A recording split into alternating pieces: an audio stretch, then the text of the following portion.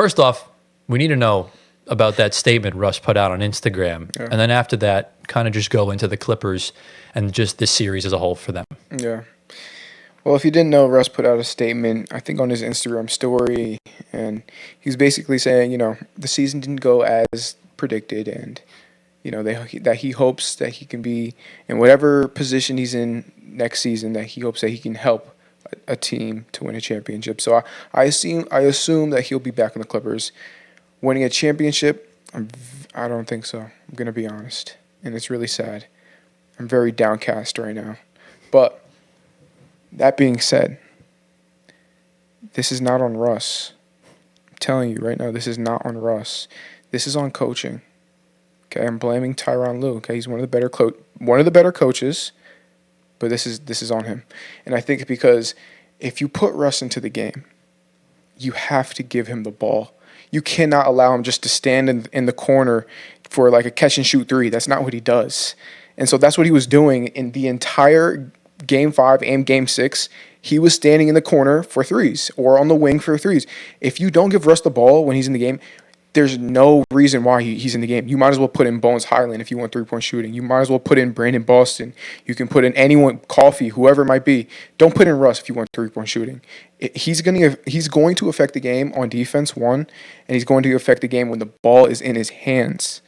Okay? Right. So Tyronn Lue, take the ball out of Harden's hands and put it in Russ's hands. And who knows, maybe we would still be playing games right now. I don't know if Harden would like not being the ball dominant guard. Maybe instead you have Russ run the second unit. That's what we've been doing all season. That's why I was so confused. Like, why is the ball not in his hands? Because again, you don't play the same in the regular season in the playoffs. The possession slowed down. Every possession counts. And in the playoffs, what you do in the regular season might not work in the playoffs, right? You see tons of teams just use totally different sets. And at the end of the day, it just hurts them, right? Yeah. So, as far as that goes, any comments on Kawhi or PG or just the Clippers? Oh man, Kawhi. It's really unfortunate. Injuries in his career, he could have been one of the best. I mean, he still could go down as one of the best small forwards of all time. But it's just so unfortunate because of the knee injuries he's had, and also I think he's maybe a little soft. But I can't really judge him because I'm not in his body. I don't know what he's feeling. But the whole knee inflammation, bro, come on, man.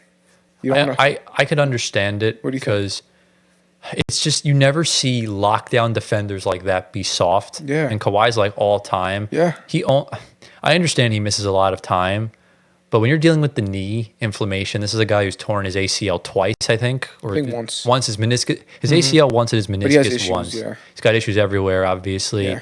Just being injured a lot, and that's why he load manages, even though I think it causes more risk for injury. But we could talk about that another time. That should be a good off-season topic. And PG is a playoff not riser. What's the opposite of riser? Instead of shrinker. I wouldn't call him a dropper. Okay. Because he's not like an Embiid, but I would say he's a playoff stagnator. Yeah. He just kind of stays the same. And when you're an all-star and you're the first or second option on team, you need to lift yourself up. You need to play out of your body, essentially an out-of-body experience. Yeah. But I feel bad for Kawhi. Hopefully we can just get another healthy season from him at any point because, look, we all know what he is. First ballot Hall of Famer, one of the greatest defenders to ever grace the game. But yeah, it's a shame, man. Yeah. And that brings an end to the crypto Clippers. Yep. So, yeah. Can I say one thing, actually? Add one more thing on Embiid because you reminded me something of Mitchell Robinson. Go ahead. When are we going to start kind of talking about how much of a dirty player he is? I was just going to say that. Embiid. Yes. I was just going to say that. The thing that he did to Mitch, that's one thing I'm not standing by because he could have seriously did some damage to Mitch. The way he rolled his ankle on his stomach. The way Mitch could have fallen. Mitch has been through foot injuries for the past 2 years, and it's been just a nail in the side for him. Yeah. And if he were to get another foot injury again, it would have been, I think, just another whole different thing. I mean, the way he finished off Game 6, he almost had 40, but that's a different story. I mean, I don't know. Embiid was, I think, one bad collision, bad landing from just being out of the whole series completely. Yeah. But Maxey, I think, also had a stinker. Tobias Harris, don't even get me started on Yeah. him. Kyle Lowry, I think he left the game early with an injury in Yeah, he game didn't play 6. I think so, yeah. He played like 10 minutes. I think he left He's with an past injury. it. Yeah. He's past it. Kelly Oubre did what he had to do. I thought he was Played well. really efficient for them. Yeah. I think the one thing was Tobias Harris. I know the Sixers fans want his head. They don't want him there. He's a free agent, so He'll go elsewhere, man. He'll go elsewhere.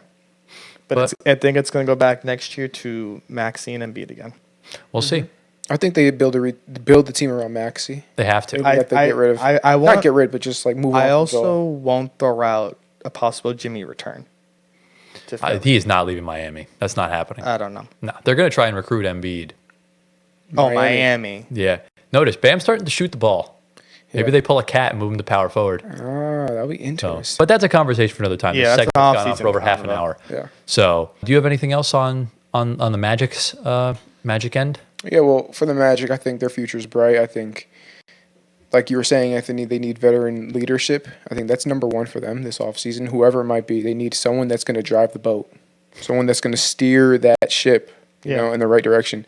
And in the off season, put them to work. You know, show them what a championship team is like, how they practice, how they work, what they are like off the court as well as on the court. So I think they need that coming into next season, and I think they'll be in the right direction.